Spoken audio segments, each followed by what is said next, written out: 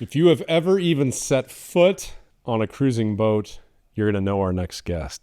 You probably have one of his books, and it's probably well stained and well thumbed through.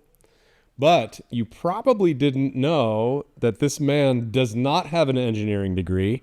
His degree is in philosophy. I really get this man to open up to me, and I've been waiting to meet him for a long time. He's one of my sailing heroes. Meet Nigel Calder. You know, I have to thank you. When I first started cruising, the first country that I went to was Cuba, and I had this cruising guide, and I read that cruising guide cover to cover, and then cruised around Cuba for 2 months. I think you circumnavigated Cuba, right, to make that guide, and I don't know. I just always kind of held you in a special regard because of that. Thank you for keeping me safe on that one. Yeah, that was 1995 when we did that guide. Yeah, that's cool. And they give you special permission, right? Well, they arrested us first. Oh, no way. Are you serious? Yeah, well, I had for what was at the time a moderately sophisticated chart-making capability. And I had a bunch of cameras with long lenses, and we were going around making harbor charts. And I knew sooner or later that I'd get into trouble. And I had previously met with the hydrographic office in Cuba and got their support for doing a guide. But they told me, you're going to have to get permission from the Army, and they didn't have any connections. So essentially, I waited till they arrested me, and they chased us down with a gunboat one day, and then they parked the gunboat behind us, and they put some guards on the boat. I had my wife and 2 small children, and they didn't quite know what to do with us. So, and I happened to know a Canadian businessman that was opening some hotels over there, and he had Fidel Castro's personal secretary's phone number. So I had primed him that I was probably going to get arrested, and they gave me one call. It took me about 6 hours to get a hold of him, and he called Castro's secretary and said, you're going to have a bit of an international incident on your hands here because he's quite well known. And I had primed a bunch of magazine editors and stuff like that. So then the colonel in charge of that part of Cuba came in and he said, we'll have this sorted in a couple of hours. Well, it actually took them 9 days to figure out what to do with us. And wow. After that, they gave us a permission to go to pretty much anywhere in Cuba other than a couple of military bases. And so we went in and out of every bay and harbour, navigable bay and harbour on the coast of Cuba. But then we'd come into some little town and the local police wouldn't know that we had this permit, and then they'd get all flustered and they'd try to arrest us, and I'd tell them to call Havana, and Havana would tell them to leave me alone. So, but none of this was in the cruising guide. You didn't put it. I had to be a little careful what I wrote there, because then the hydrographic office wanted joint naming in the guide, which I'd have been happy to do, but I told them, you don't want to do that because I'm going to put some stuff in here that's a bit critical about the regime in the introduction, which I did. So they agreed they didn't want to be in it. But even so, the guy that I was working with in Cuba, within the hydrographic office, they subsequently arrested him for fraternizing with foreigners too much and put him in jail for 5 years. Years? Oh, yes. No. Oh, yeah. And they kept a close eye on us. At one point, I burned out the chart-making equipment. It was an old KVH, one of those, I don't remember them, those plastic sheets that had an embedded GPS grid in it, and you could put a piece of paper on it and tie it to the embedded GPS grid and then collect data and put it on there by hand. And I burned it out, and we were in Santiago de Cuba on the south coast. And I called KVH in Rhode Island, and they couldn't give me a new one because of the embargo, the American trade embargo. So I arranged to fly on a charter flight to Canada on Friday, pick it up in Toronto, and come back on the return flight on Saturday. So I basically made 2 phone calls, went to Toronto, came back, and they met me coming off the plane and said, Mr. Calder, did you get your GPS and stuff okay? They just wanted to let me know that they were keeping an eye on us. And then they pulled me out of the line, clearing customs, and just said, okay, well, away you go. It was just their way of telling me they were keeping pretty close eye on me. Wow, what a story. I had no idea it was so difficult to make that book. Now you look at what's going on in Cuba, it's totally tragic. It is very tragic. Yeah, we went back there last year, and it was, I had 2 grown men cry to me. We gave away all our food, and I wish we would have brought more stuff. Yeah. It was horrible. It was horrible. When we were there were these beautiful college-educated women going into marinas and prostituting themselves for a bottle of shampoo or a bar of soap to these middle-aged white guys that were coming down for the prostitution on their boats and just hanging out there.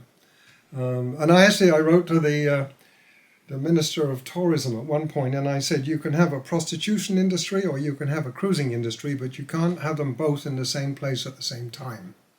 And they pulled the women out of the Marina Hemingway for a month or two, and then they came back. And I'm not sure that I was doing them any favors, because this was their only way to get any resources. So it was pretty, in many ways, the Cubans were the friendliest people we have met anywhere in the world. Just totally delightful. But it was a little depressing to see the situation, and this is 1995. They had just basically recovered from the Russians pulling out in 89, I think, when there was actual starvation in parts of Cuba. They had recovered from that. But now they're just being driven back into the same level of poverty. Yeah, it's sad. And just to close that thought, you guys actually circumnavigated Cuba to make that guide, correct? Yes. And part of the reason that they supported us was because they wanted to open up Cuba to cruisers for the foreign currency. But they also didn't want to loosen up on any of their restrictions on their own citizens. I mean, none of the Cubans were allowed to come on board our boats unless they were officials. And they certainly weren't allowed to come sailing with us. Yeah, we had the similar experience. They weren't allowed to even step foot on the boat. There was guards everywhere. It was yeah, eye-opening. I fundamentally, I'm a socialist. I support what the revolution tried to do, but it ossified, and it just became another dictatorship, essentially.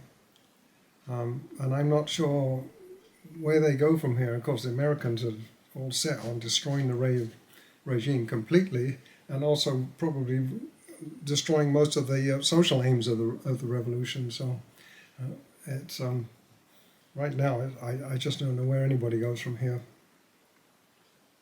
Well, hopefully they get some help soon. Yeah. So if somebody's watching this and you don't know who I'm talking to, this is one of the most prolific writers in the sailing space and probably one of the most famous sailors in the world. His name is Nigel Calder. I actually went on AI just for fun, and I said, hey, tell me 10 interesting things about Nigel Calder. Do you want to hear what it came up with? Well, there's 2 of us, because there was the British science writer with the same name that Google and Amazon have not been able to distinguish between us. I have tried a couple of times to separate us, but I couldn't find anybody high enough in the food chain to separate us, so we're still bundled together. Oh, that's funny. So let's see which ones are true here. So number 1, Nigel Calder has a philosophy degree. Despite being the world's foremost expert on marine engineering, he has no formal engineering background. He actually holds a degree in philosophy. Is that true or false? That's true. Okay. All right. Number 2, the Alternators. He was the lead developer for Integral, and he jokingly referred to the high-output alternator during development as the Alternators. That's also true. That was the first name that actually it wasn't me that came up with it. It was another guy I was working with at the time. And I believe we trademarked that name. Maybe, I think I even took out the Coldinator.com. That's amazing. Name. Yeah. All right, number 3. Oh, boat arrest in Cuba. I didn't even read these before we started this. While surveying for his Cuba cruising guide using high-tech GPS. Well, we know this story. This is definitely true. So when you were under arrest, though, where were you? Were you like a boat arrest, or did they actually throw you in a cell somewhere? And they put some guards on us, and they were charming. They would take their boots off and put down their M16s before they came on the boat, so they didn't make it dirty. And then they showed the children. Let's see, Pippin must have been, say, she did about 7 or 8, and Paul was 5 or 6. They showed the children how to make kites out of sticks and string and bits of paper, and they flew the kites there, and they were generally really charming. Oh, that's awesome, man. Okay, number 4, the Nada tradition. He and his wife Terry couldn't agree on a name for their first boat, so they named it Nada, which is Spanish for nothing. That's also correct. This is kind of scary that all this stuff just pops up. So interestingly enough, we've sold 2 boats since then, and one of them, the owner changed the name to Todo, which is Spanish for everything. And the other one, That's funny. yeah, the other one changed the name to Algo, which is Spanish for something. So we have a whole class of boats now, derivatives of Nadas. It's just proliferating through. Right. Yeah. That's funny. Number 5 is oil rig past. Ooh, this sounds like a good one.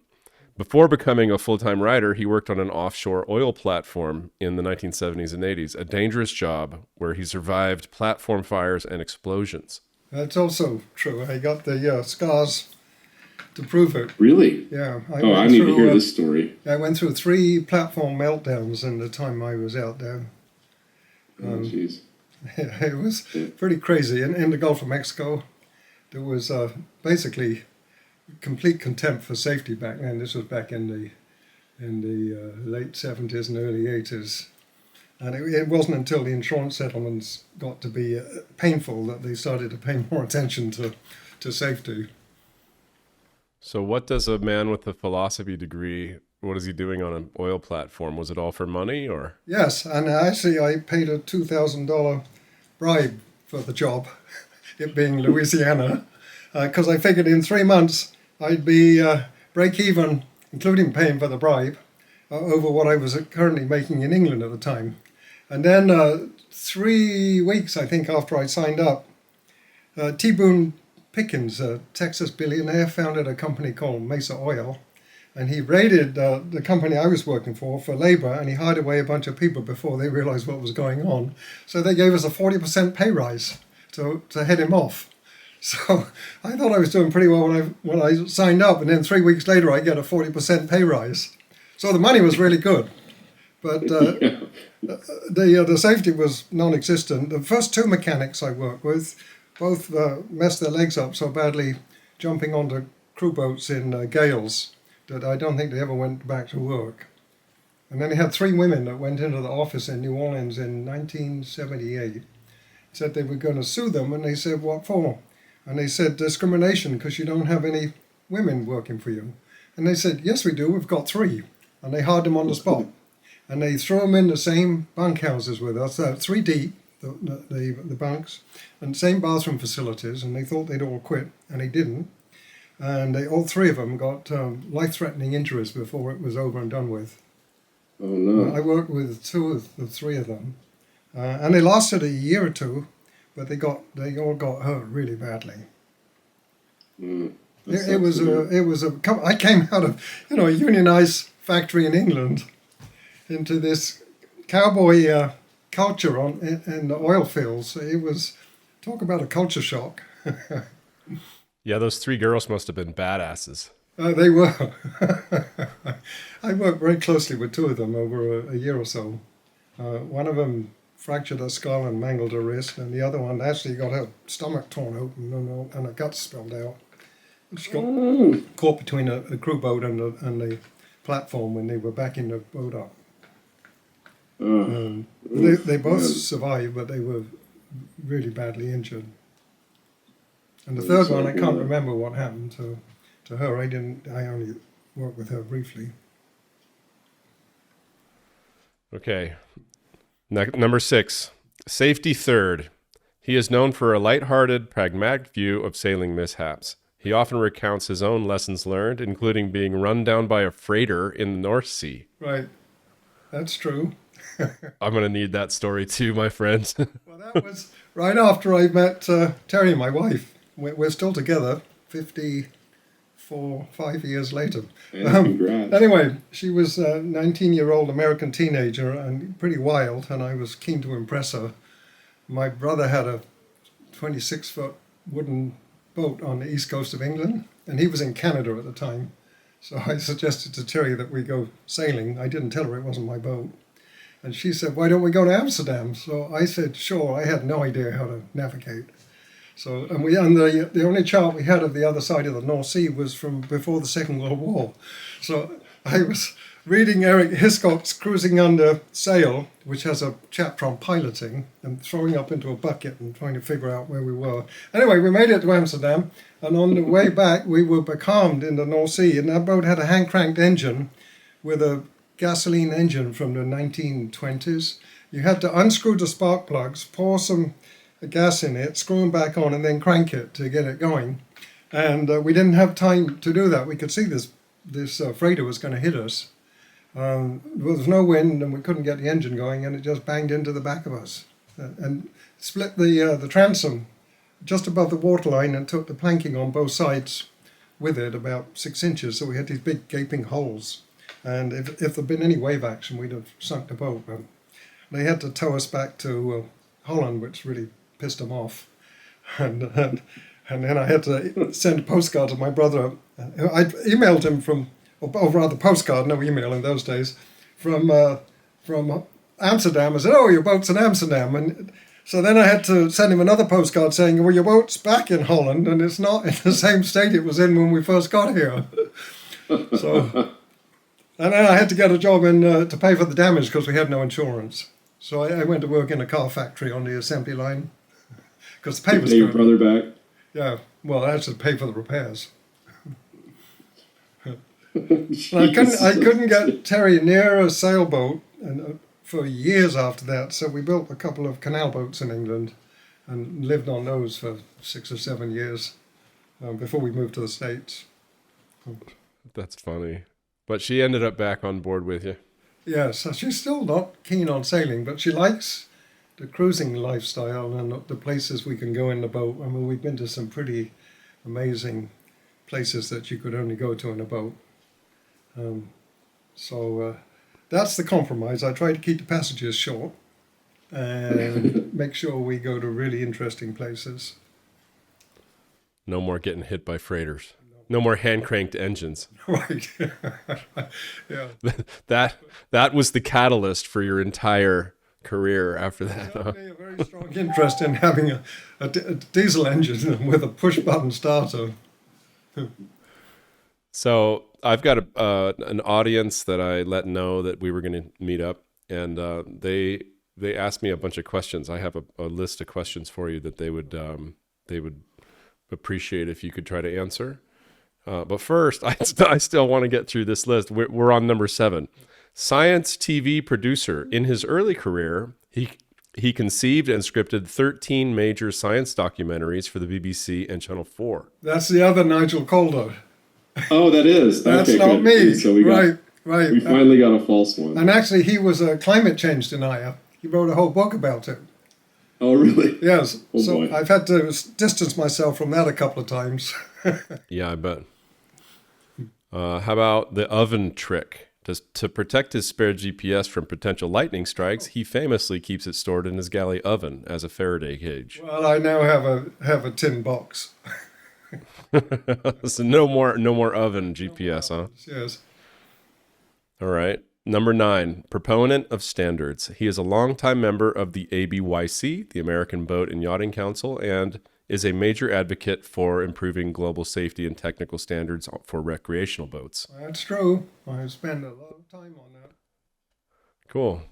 Did they invite you? How did you get into that? No, when I wrote the first edition of my Boat Owner's Mechanical and Electrical Manual, this is back in 1989, I think, after it was published, fairly soon after it was published, I got some snotty letters from this organization called the American Boat and Yacht Council, complaining about some of the things in my book not being compliant with their standards. So I thought I'd better find out who these people are. So I discovered that there are at that time twice a year meetings where they develop the standards are open to anybody with a material interest in the standards. So I went to the next meeting that they had, intending to keep my mouth shut, and then they were rewriting something to do with battery switches, and which I thought would be impossible for people on sailboats to comply with. So I jumped in there, and that was, I think, 1990 or 1991, and I've been going ever since. So how I got involved. Should have kept your mouth shut, huh? Yes, yeah. I have actually made quite a lot of changes to the electrical standards over the years. No, that's pretty neat. Mostly, I see the people that I represent when I go, I always consider them to be basically cruising sailors. So I want the boats to be safe, but I don't want the safety mantra to be taken to the point where it's unaffordable. So there's always some risk involved in everything we do. So you have to balance the risk with the benefit. And sometimes, you get a bunch of engineers in the room and they figure out a way to make things safer, but it's going to cost an arm and a leg to implement, and maybe stop 1 or 2 boat fires a year. So we have to balance out the safety side of it with the cost and the impact on not just boat owners, but on the boat building industry as well.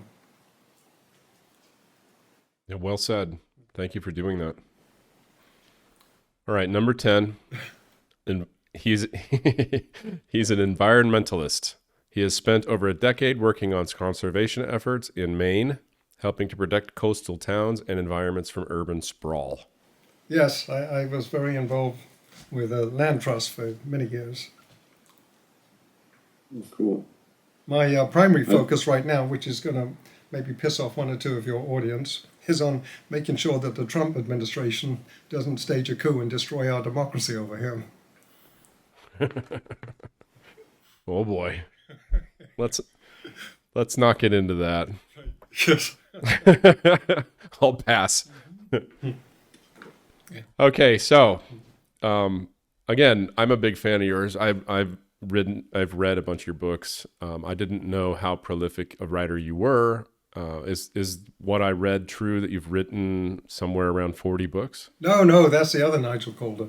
Okay, cool. I think I've got 7, maybe 8. 8. Okay. Yes. All right, cool. I wouldn't mind the royalties from the other ones. Yeah. All right, sweet.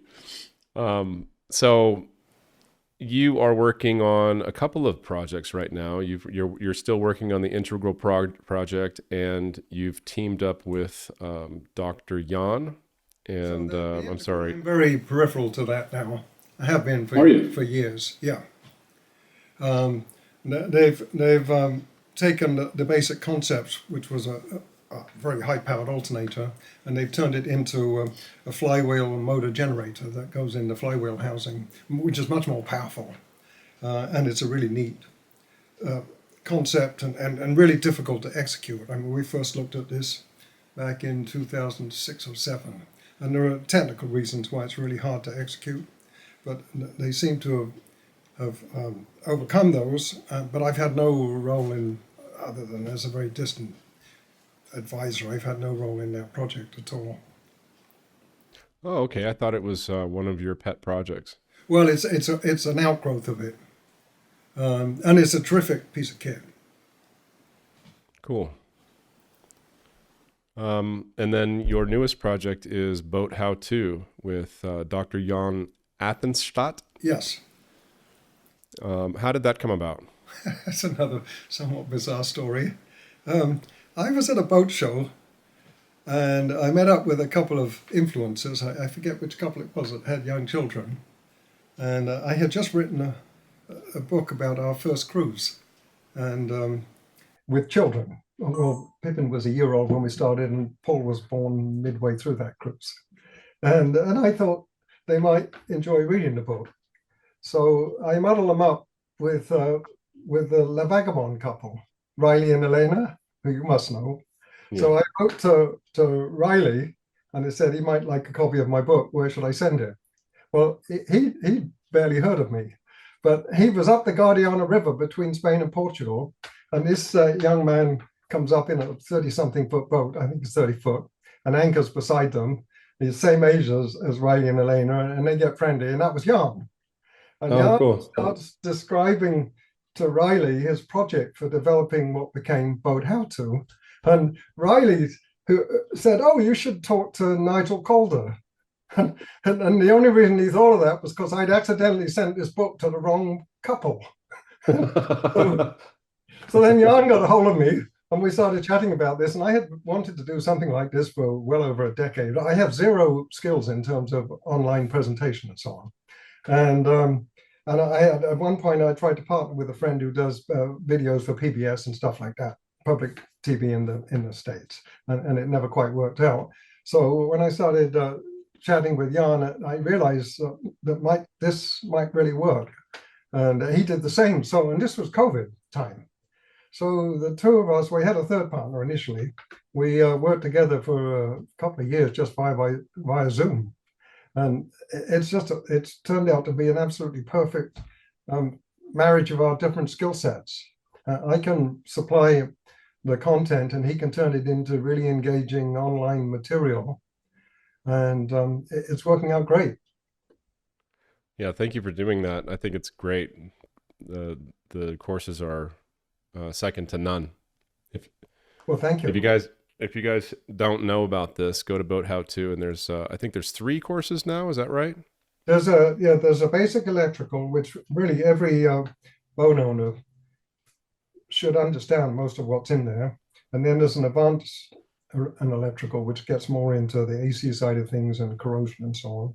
And then we have a diesel maintenance course, which again, pretty much any boater with a diesel engine needs to know that stuff. And we develop the courses with a focus on offshore cruising sailors as our primary audience. But what we've discovered is that a substantial part of our audience are surveyors, trade schools. I mean, our courses have been used by 3 or 4 schools now as basic core education for their students.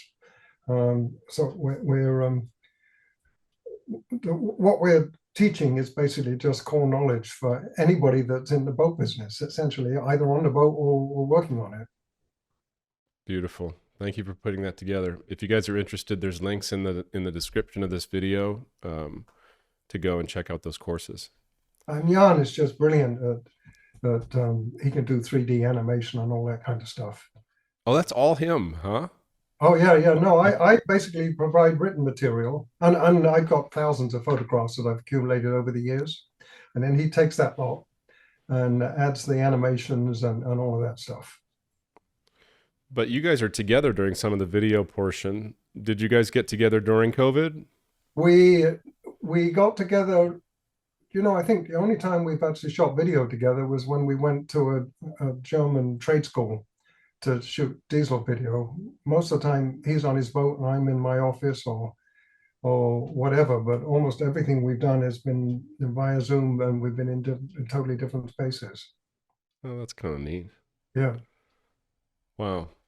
And at first, all those early videos where it looks like, he's on his boat.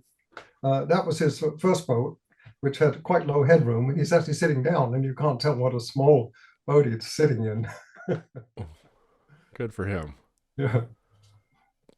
What kind of boat did you cruise on when you were doing that, the Nada, your first Nada? That was it's called an Ingrid 39. It was a Colin Archer, a modified Colin Archer design, a very traditional double-ended cruising boat, which we built ourselves, Terry and I, from just the hull. It's a fiberglass hull, but it had no deck and no ballast, no bulkheads, one bulkhead to stop the sides collapsing.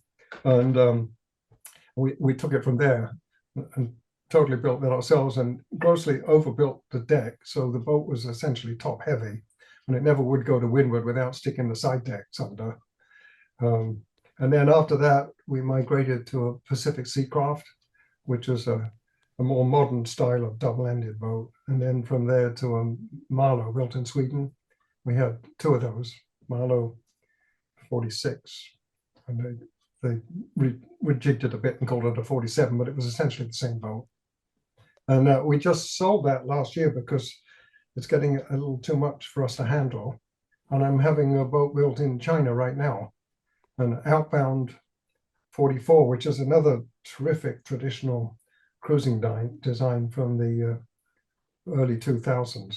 Really nice sea boat, but it sails somewhat better than the previous boats, but still is a comfortable boat at sea. It doesn't slam, it doesn't have any flat sections like most modern boats. And it's a platform for testing a whole bunch of new technologies now. Cool. That's awesome that you're getting one built. That's a life goal of mine. I'm actually flying to China to see the blue water yachts. They're similar, but outbound and blue water. Yes. And I think they build in the same yard. They build Pearl motor yachts, Nordhaven, and HH catamarans. So I'm hoping to see all of those next month. Yes. Well, ironically, I looked at the outbound when we got the Marlows, but because we had 2 children, I wanted a 3-cabin boat so that when they got older, if they had partners, they'd have a cabin. Well, the outbound has taken that 3rd cabin and turned it essentially into a tool room. And so now that's one of the things I really like about it, because it gives me this terrific space where we're going to showcase all of the electrical equipment that we're putting in the boat and the modified systems. We're getting rid of the propane. We got electric cooking. This is an all-electric boat. We have the technology to make that viable, and we can showcase it all in that space. Cool. Yeah, I can see you're excited about it. Right. No generator. Wow. Yep. Are you going to have an integral system? You know, it wouldn't fit. The engine space on that boat is quite narrow, and where the integral needs to go, because it's a large frame alternator, where it needs to go, there's a bulkhead in the way, and that bulkhead is supporting the head compartment door and other stuff, and we can't get rid of it. So what I've effectively got is 2 24-volt alternators, which will have at least the same performance as the integral system. Cool. Yeah. That sounds awesome. I can't wait to see it. When do you... redundancy. And also the integral is a 48-volt system, which requires you to have at least 2 levels of voltage on the boat, the 48 and the 24, and normally 3, because then you need 12-volt for starting and maybe for the N2K system. But with the going to 24-volt alternators, 2 of them to get the same output, I don't need that step from 48 to 24, which on a boat of our size, the one we're having built, other than going to 48 for the higher alternator output, there's no other reason to have the 48 volts. Except for maybe the cabling being smaller. Well, but then you end up, see, the only equipment that you like to have on the 48 volts is the high load stuff. And so you end up then running 2 sets of positive side cabling through the boat. So there's, unless you can put much of the equipment onto the 48 volts, there's probably not any benefits in terms of less cabling in the boat, because you end up with 2 parallel circuits of different voltages. Interesting. Yeah. I mean, that integral alternator is a really impressive piece of kit. There's no question I would have had it on there if I could have fitted it. And then this new version they've got, the flywheel version. Again, it won't fit in that boat, but that's a even more powerful piece of kit. That's a 15 kilowatt. Wow. Motor generator. Wow. Yeah. I called them and I asked them if they were interested in doing some kind of collaboration with me, but I have a Perkins with Dakota lithium batteries, and both of those were not proved yet. Plus, in my boat, I don't have enough room for the giant alternator as well. So it would have taken some pretty interesting modifications to the boat to make that work. Yes, and actually, I'm not sure they have a lot of incentive to do anything outside of the normal at the moment, because they've got a pretty good, I think they got a backlog of orders. Yeah, makes sense. Yeah, it's a terrific piece of kit. It was a fun project developing all of that. It was my job to test them and see if I could break them. as we went through the development process. And, and then if I managed to break it, they had to find a way to make sure I couldn't break it again. So I did most of the testing on our boat, and I would do all kinds of abusive things like disconnect the ramping functions and shot load the belts and disable most of the safety functions and the temperature restraints and see what would melt first. And I hope you didn't start any fires. no, the one thing I'm really cautious about abusive testing is lithium-ion batteries, because if you set them on fire, you lose the boat. But in terms of basic equipment, I'm fully willing to drive it to any fault condition that I think a boat owner might do, maybe accidentally, and see what happens. And then if it breaks, then if it's a project I'm involved with, I want the developer to figure out a way to make sure that won't happen again. Well, that's a very good segue into our next bit. Is I have a list of questions, and one of them is thermal runaway. Do you mind if I just read you these out and see how you react? It's not a horrible amount of questions, but I opened this up to my Patreon group, and then I opened it up to my YouTube audience, and kind of pooled the questions together and narrowed them down and came up with like 15 that were very common. One of them is lithium safety. So for the sailors terrified of thermal runaway, what is the risk of lithium fire burning through a hull a realistic concern, or is that risk manageable with proper BMS installation and proper lithium phosphate batteries? So the answer to both is yes. That if it goes into thermal runaway, there is a definite risk of it burning through the boat. I mean, it's really hard to put out a lithium-ion battery in thermal runaway because the oxygen generation and so on is internal, and it just keeps on going. And in fact, I'd taken lithium-ion batteries that were in thermal runaway, and one of them we dumped it in a 55-gallon oil drum, empty drum, and then we put sand over it, and it would keep coming back to life. The fire department showed up and put it out, and it would come back to life. But so the answer is you just need to make sure they don't go into thermal runaway. And in the early days of lithium-ion batteries on boats, we did have some fires with pretty much all chemistries.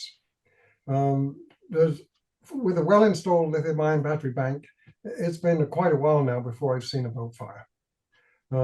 So we've learned how to manage all of this, but the one thing I would not do, which I see people doing, is buying cheap cells off the internet and buying a battery management system and putting it together and sticking it in your boat.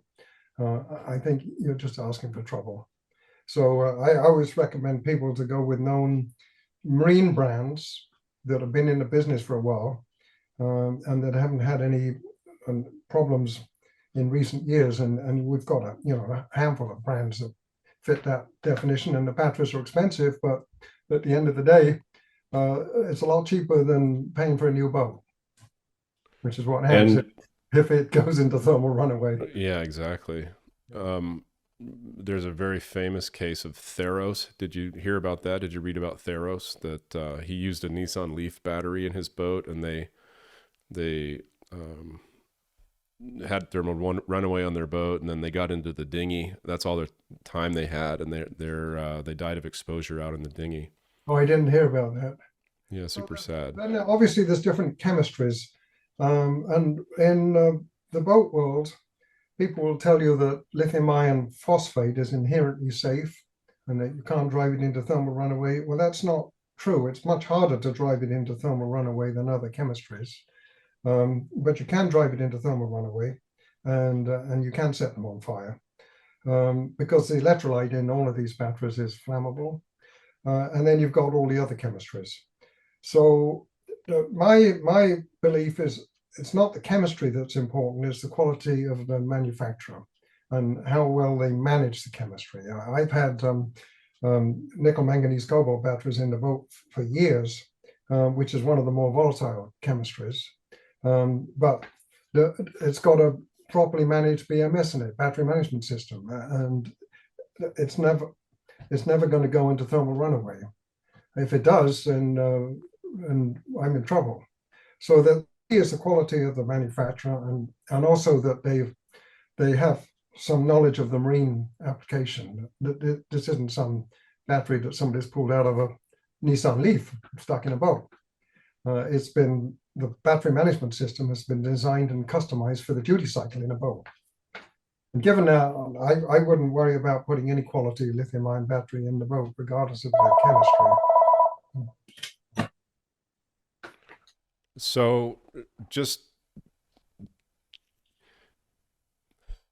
for the talk, I do know a lot of people. It's very common for sailors, because they are kind of DIY minded, to make their own battery banks. I know a bunch of boats that have their own battery banks. Is there any advice that you would give to those people that insist on building their own? No, and I would not do it. I just don't.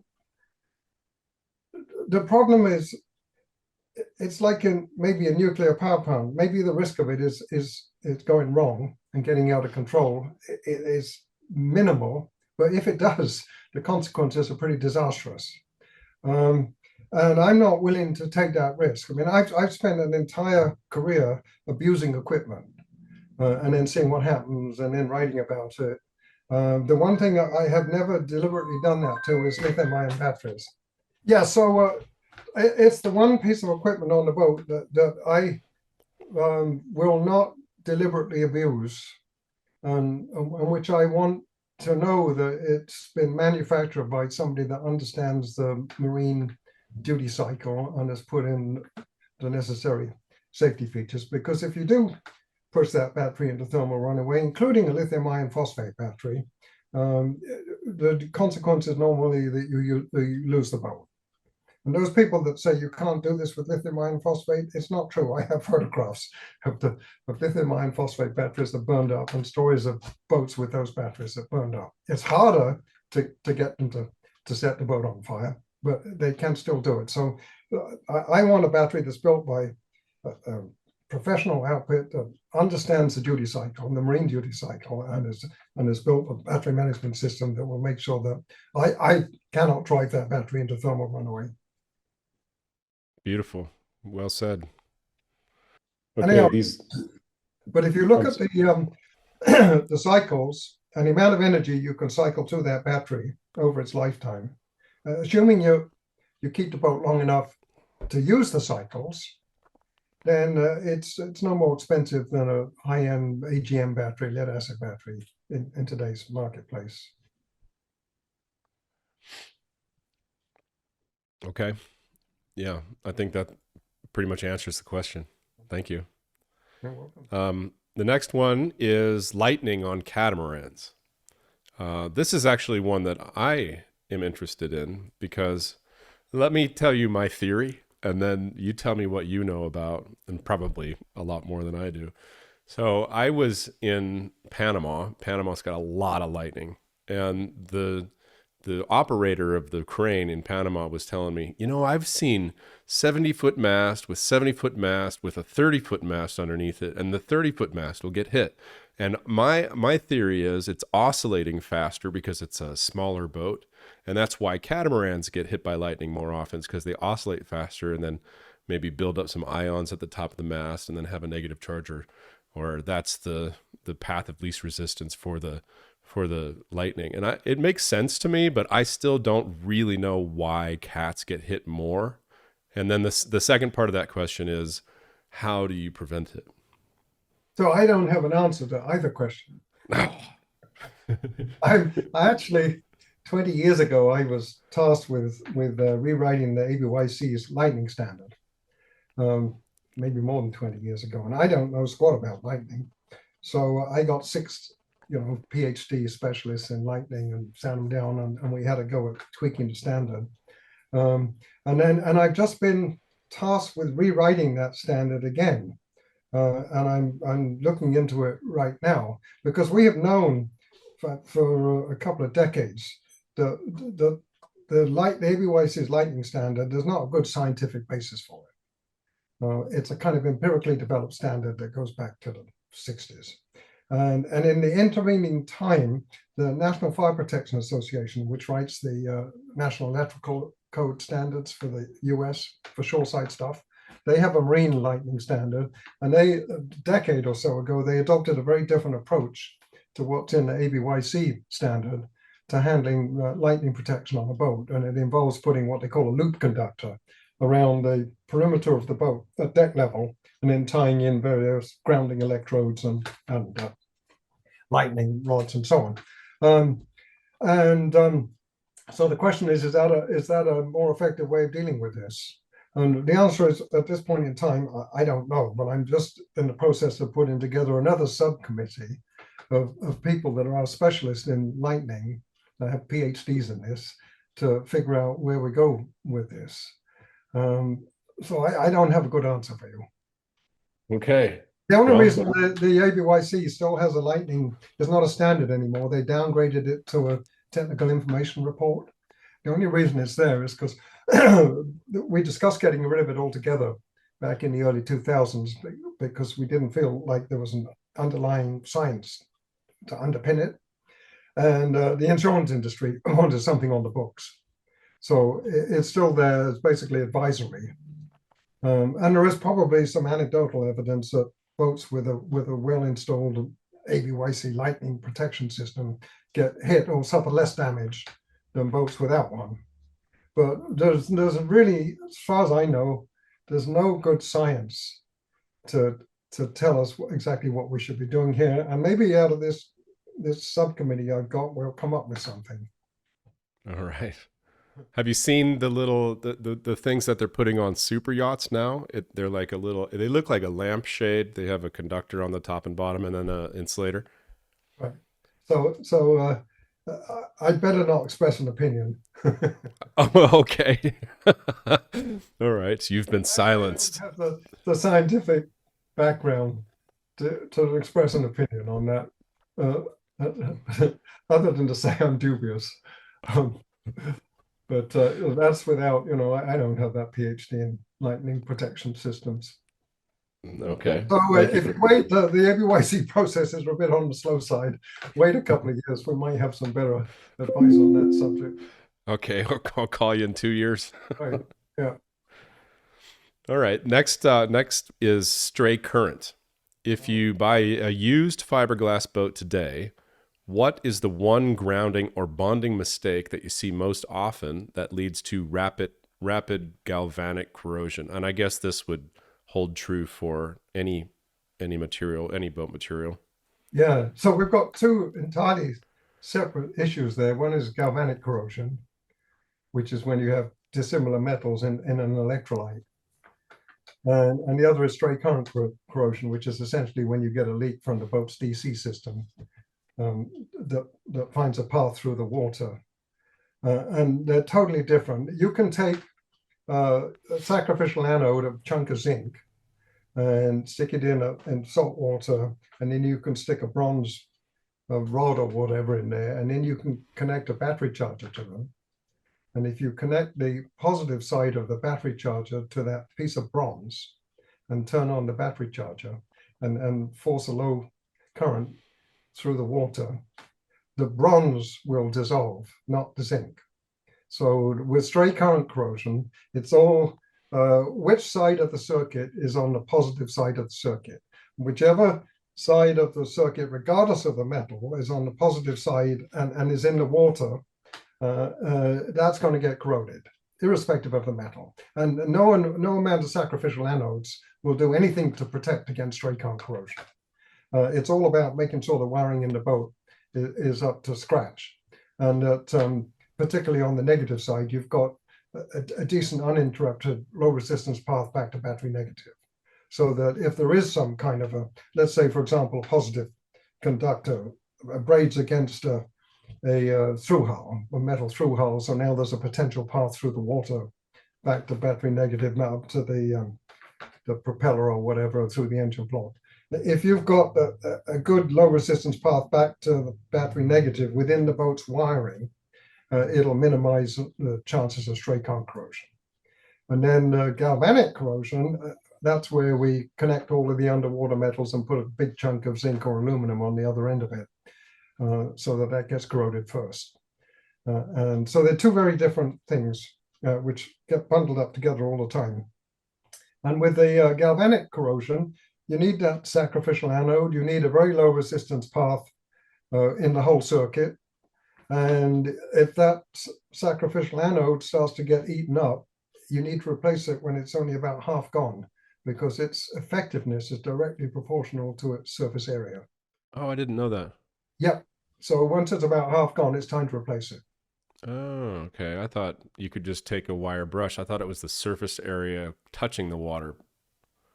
Well, yes, but as it gets eaten up, you've got less surface area. Yeah. Huh. So, and the other thing you can do with a boat when it's out of the water is take a multimeter, put it in the ohms mode, and take one, you'll need an extension, take one probe and put it on the sacrificial anode, and then find the furthest through hull or whatever that's connected to the bonding system, and put the other probe on that. And you want to see a reading well below 1 ohm. In other words, a very low resistance. And on older boats, you'll frequently see high resistance, which means that the sacrificial anode is not protecting that piece of metal. And it's common for people to daisy chain from one through hull to another, and connect that back to the sacrificial anode. And then you get a little bit of resistance in one of those connections, and then everything beyond that point is no longer protected by the sacrificial anode. So that's a really simple, easy test for boat owners to do when the boat is out of the water. It's just to make sure that the furthest point away from your sacrificial anode, the resistance between the two is under 1 ohm. Is there any other things that you can do for reference, like reference cells or alarms or gauges? That's if you get one of those silver chloride half cells, they're hard to find anymore. You used to be able to buy them in a lot of chandlers. There's a website, I think it's boatzincs.com, that does stock them. And then you need to know how to use them, and you will get different readings in different salinity waters, and especially if you're boating in fresh water and so on. But that's another way to check the protection. Essentially, you want to hang the anode over the side of the boat, and then inside the boat, go to all of your underwater metal that's in the bonding circuit, and you should get exactly the same millivolt reading every time you touch one of those bits of metal. And if you're getting slightly different readings, then the bonding circuit has probably got too much resistance in it. Okay, thank you. What's your thoughts on plastic through holes? Oh, my preference on the boat would be to have Marilon or True Design. You know, they're the two. But you want the through holes to pass the ABYC through hole test, which is a fairly aggressive test. Essentially, it's an install test, and then the through hull is subjected to a 500-pound force in any direction on the inboard end of it, or the inboard end of the seacock. And it shouldn't deform in any way. The hull shouldn't deform in any way. And then it should be fully serviceable afterwards.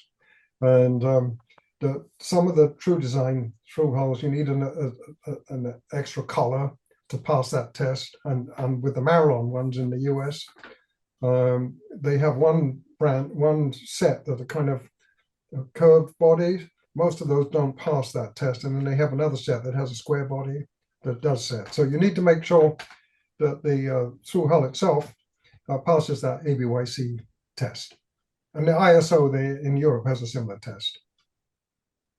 And I've taken some of those Marilon through hulls, filled them up with water, plugged up the ends, and shoved them in the freezer to see if I could break them, and then I've thrown them in a wood stove to see how long it took them to catch fire.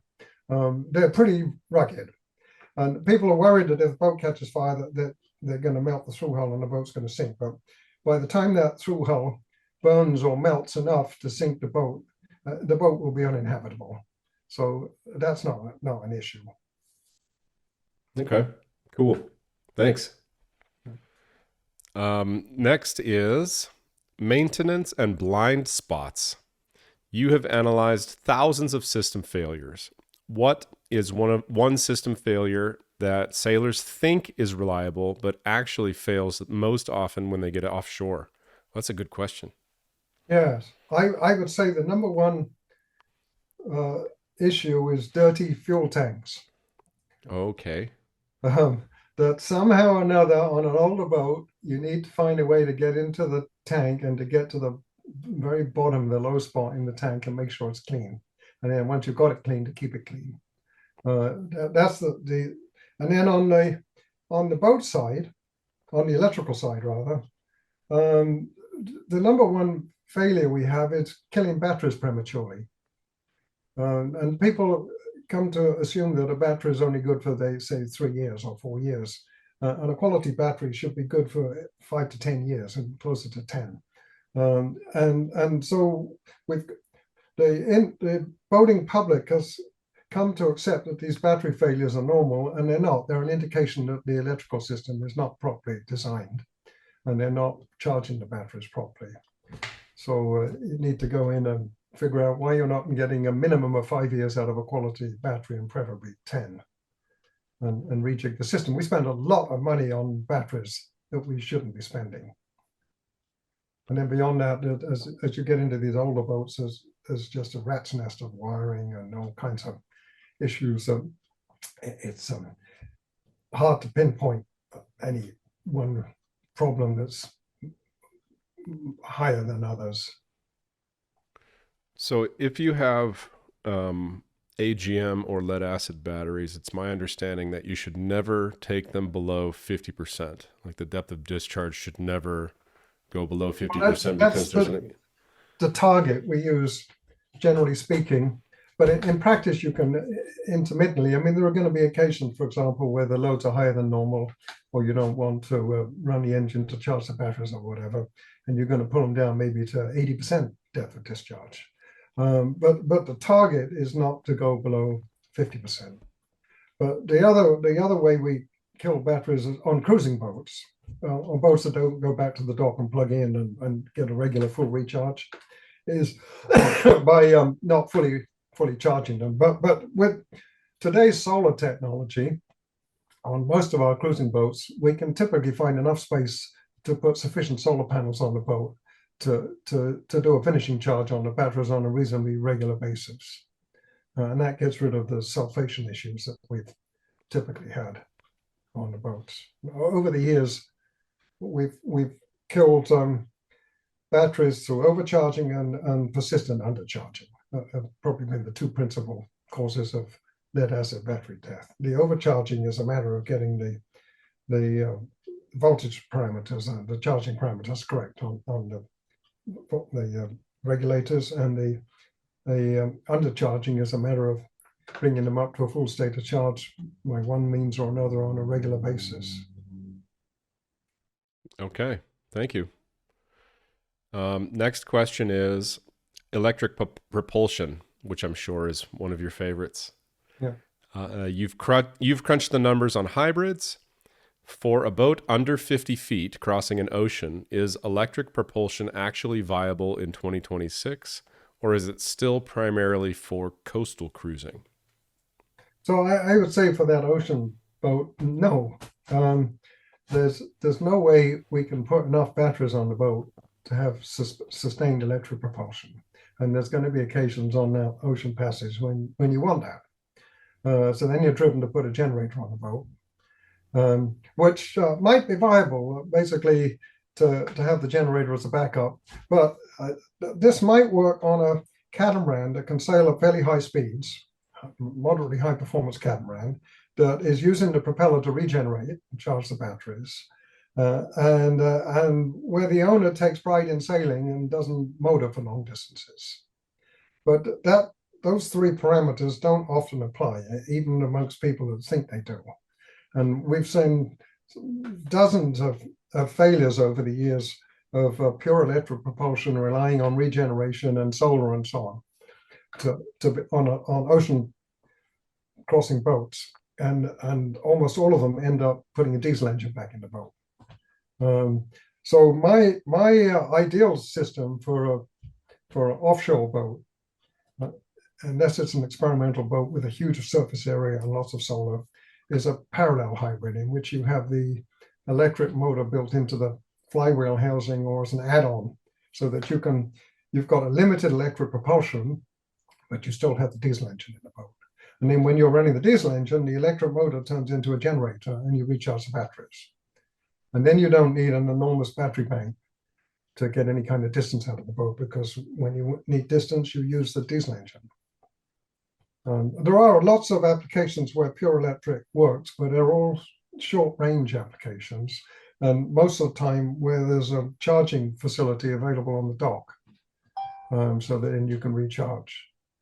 Anytime you've got electric propulsion and you end up having to have a generator on the boat to keep up with the electric propulsion loads, whenever you're in generator mode, charging the batteries to run the electric propulsion, you're probably less efficient than if you just had the diesel engine attached to the propeller in the first place. No, it's not what a lot of people want to hear, but that's the reality of the technology. And until we get radically better battery technology, I mean, we're talking many times greater energy storage capability than what we've got right now. It's not going to change.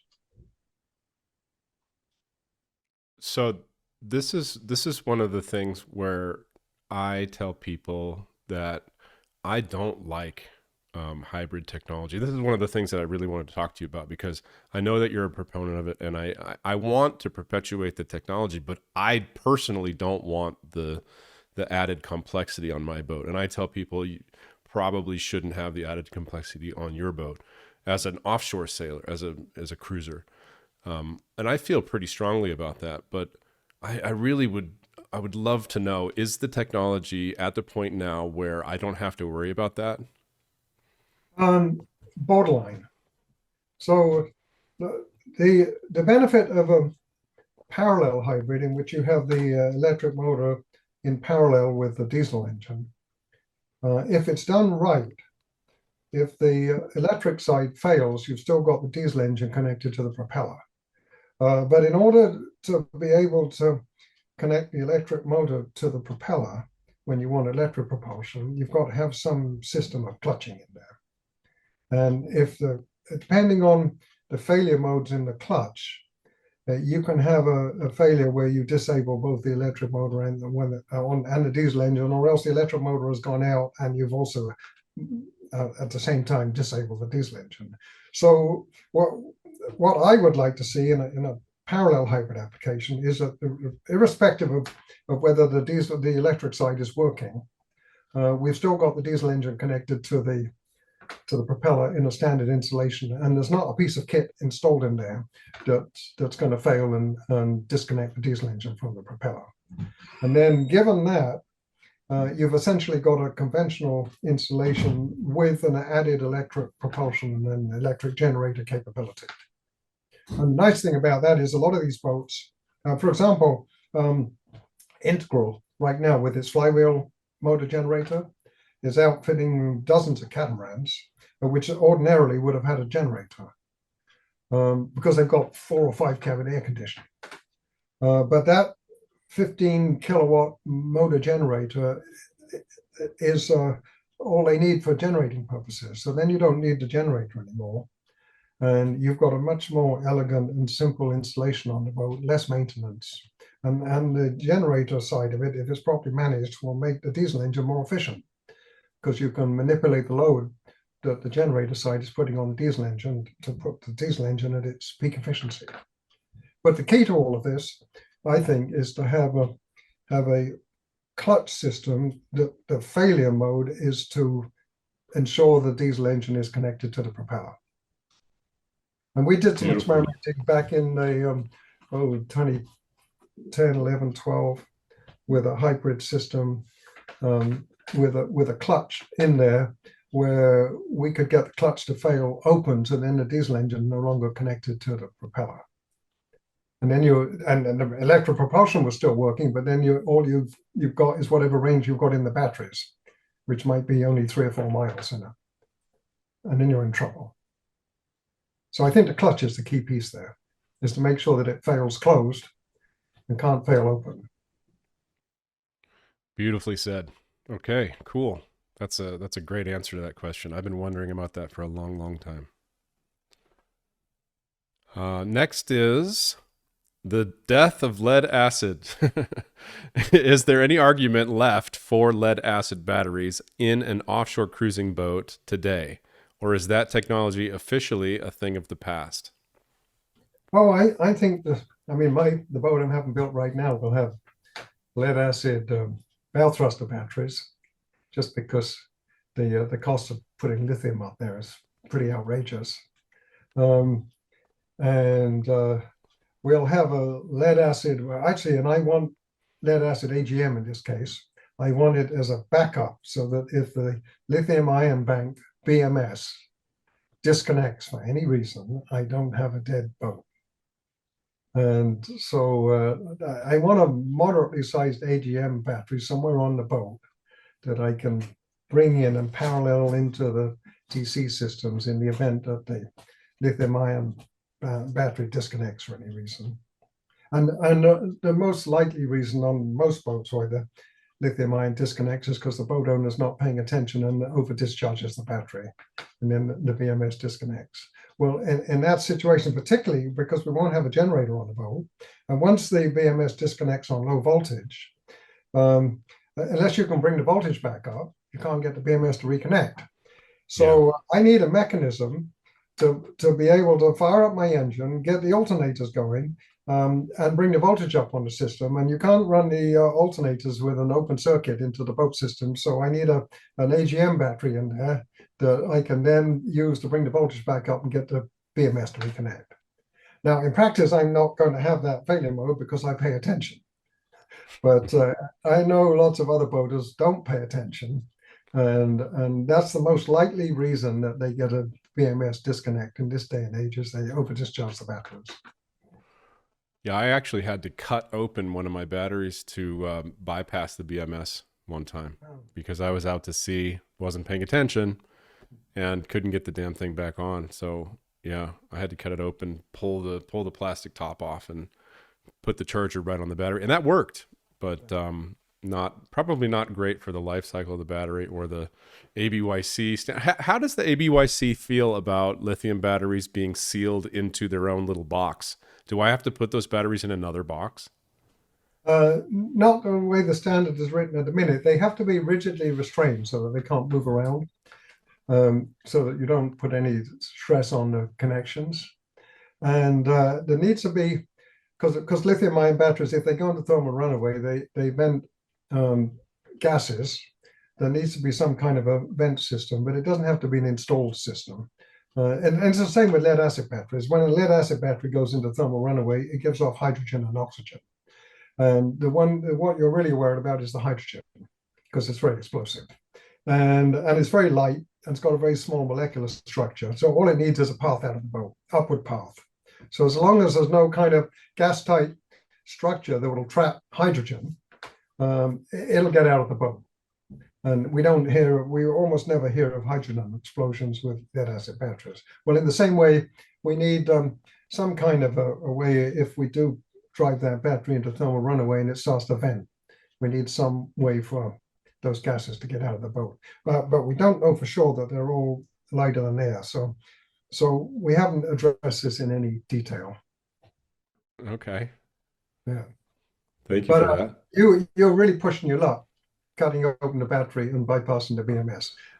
They had a big catamaran in Rio, Brazil, years ago, where it got hit by lightning and it wiped out the BMS, and the local technician did that, and it destroyed a $5 million catamaran.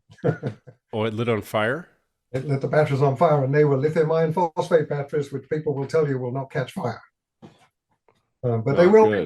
Lead in all these batteries is flammable. So now there's an interesting thing. We have the first generation of solid state lithium ion batteries in the marketplace.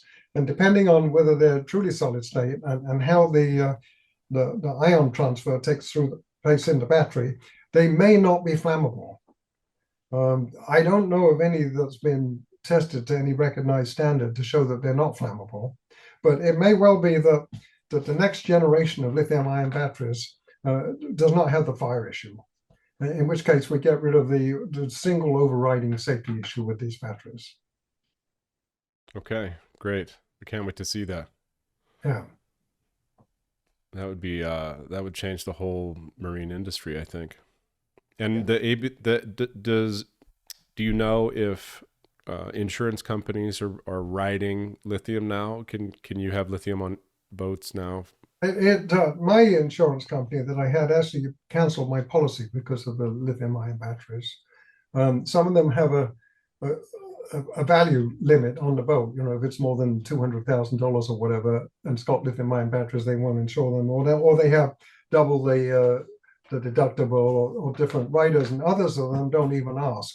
So it's a very mixed picture at the moment.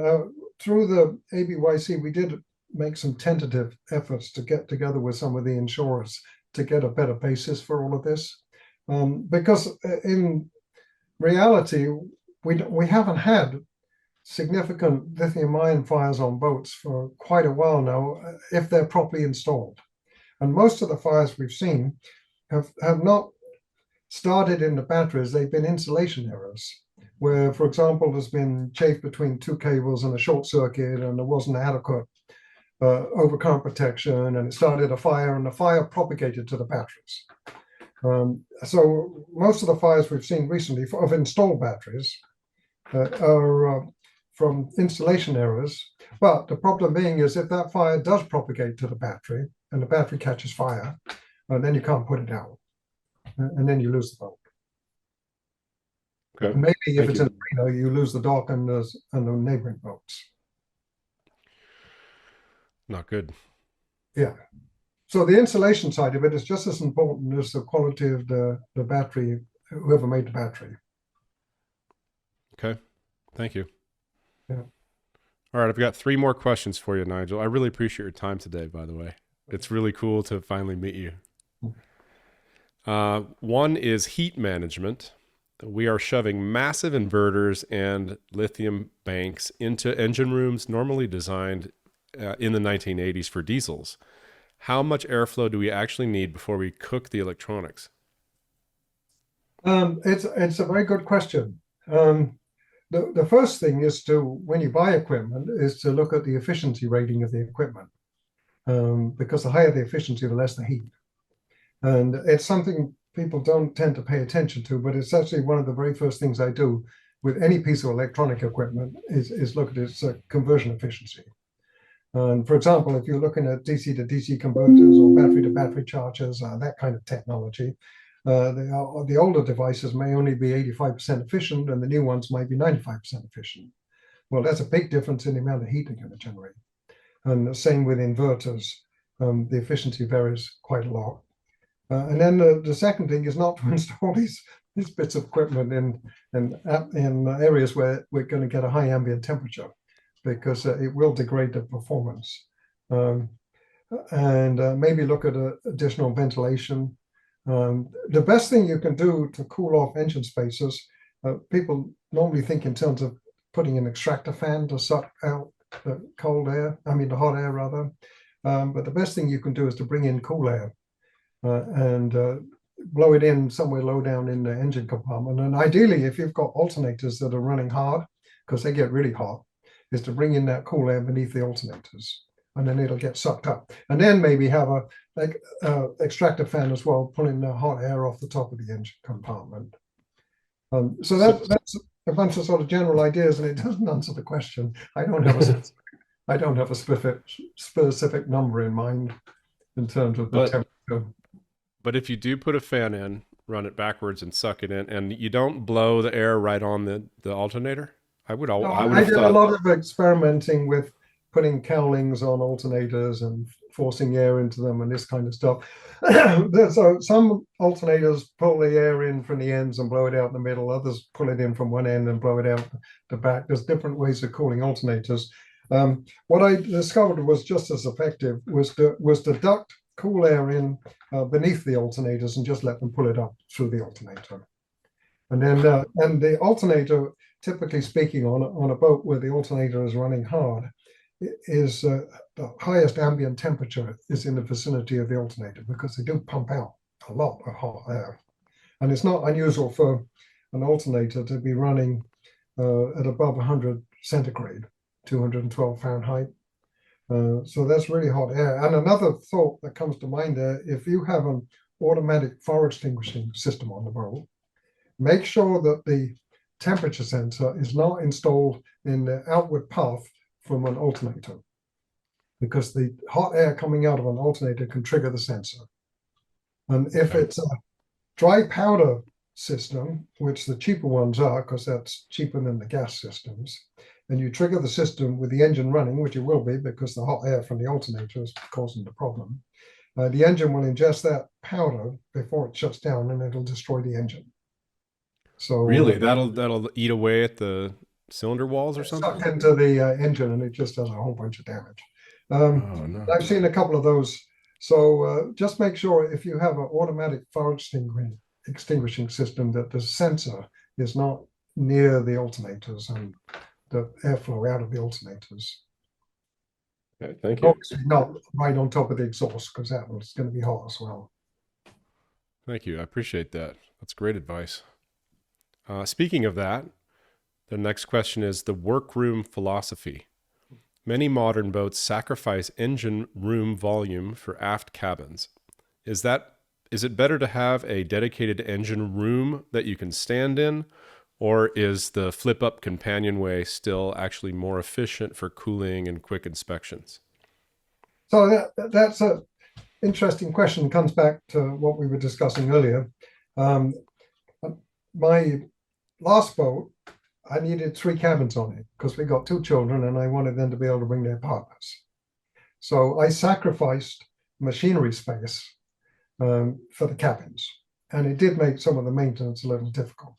On the boat we're having built right now, we've taken that 3rd cabin and we're turning it into a machinery space so that I've got that access. So there isn't a good answer to this. It's a trade-off between what you need out of the boat and how difficult you make the maintenance. Now we see an awful lot of boats at boat shows where they've gone to extreme lengths to optimize the cabin spaces, and they've made it really difficult to do basic maintenance. So there is a certain level at which you've got to have access to the dipstick and the fuel filters and all the other bits and pieces that you have to maintain on a regular basis. But the extent to which you make that really easy or you make it a bit of a nightmare is largely a choice on what you need in terms of the other spaces on the boat and who's going to be on it and how you're going to use it. Our current boat that we're having built right now is heavily focused on the accessibility side of things, which also has something to do with the fact that I have 2 new knees and I'm way less mobile than I used to be. And I'm not inclined to be crawling around in tight spaces trying to do maintenance anymore. So it's really important for me personally right now to make this stuff accessible and easy to do. Otherwise, it's going to put pay to my boating sooner or later. Yeah. Is there going to be a time where you switch to a powerboat? I don't think so. I'm gonna turn 78 in 2 weeks. So I know my boating days are somewhat numbered, but I don't think there's going to be a powerboat in the picture. Happy birthday, Nigel. Thank you. Are there any other big plans for a sail adventure? Yes. I've never sailed up the inside passage from Washington State up to Alaska. And I know it's beautiful. Cool. I've seen the pictures and I've seen the videos of the salmon and the bears and the glaciers and all the other stuff. So that's the goal with this boat is to do that. When maybe there's hundreds and hundreds of little islands and passages and places to explore.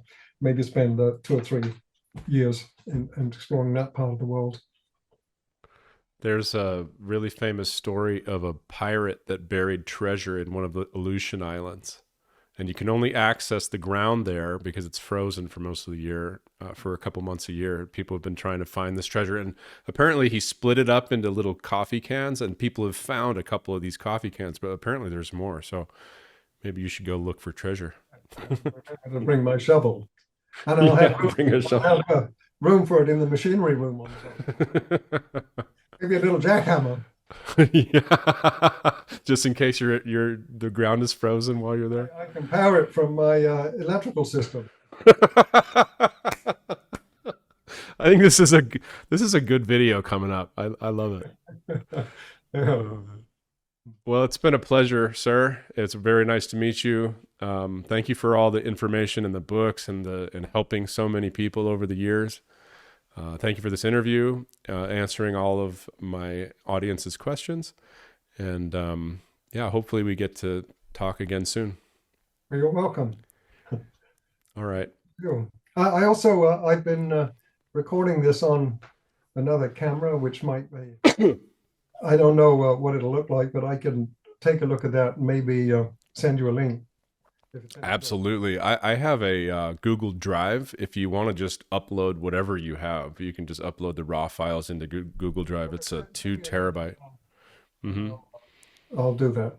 Makes it really easy. Yeah. Before we leave, I've got links for your boat how-to courses in the description of the video. Is there anything else, anywhere else that you'd like to direct people? No, I think that's probably it. I don't have a website. I never have actually.